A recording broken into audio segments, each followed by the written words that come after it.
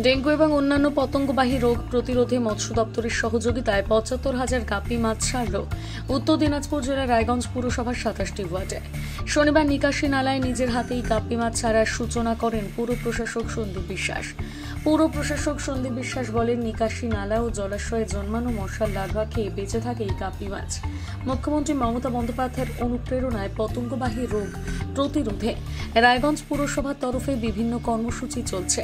এই কর্মসূচির অধীনে মশার বংশবিস্তার রুখতে বৃহস্পতিবার পুরসভার ২৭টি ওয়ার্ডের নিকাশি নালা ও জলাশয়ে গাপ্পি মাছ ছাড়া হলো।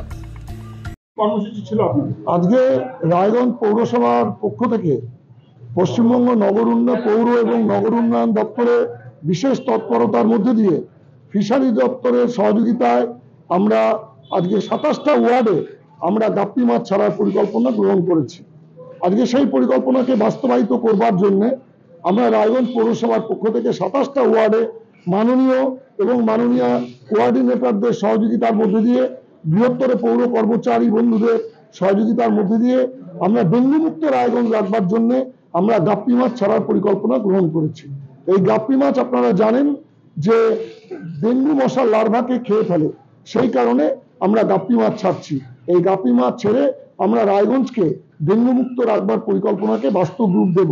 তারই পরিকল্পনায় আজকে আমরা ২৭টা ওয়ার্ডে গাপ্পি মাছ ছাড়ছি। মোট আমরা ৫৪,০০০ গাপ্পি মাছ ছেড়ে দিতে পারছি। কত খরচা পড়বে? ৭৫,৬০০ গাপ্পি মাছ ছাড়ছি আমরা।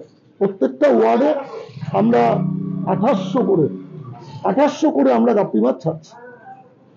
এরকম খরচা পড়েছে আপনাদের? না, এটা পুরোটাই ফিশারি দপ্তর দিয়েছে আমাদের। ফিশারি দপ্তরের মৎস্য দপ্তরের পক্ষ থেকে আমরা এই সহযোগিতা পেয়েছি।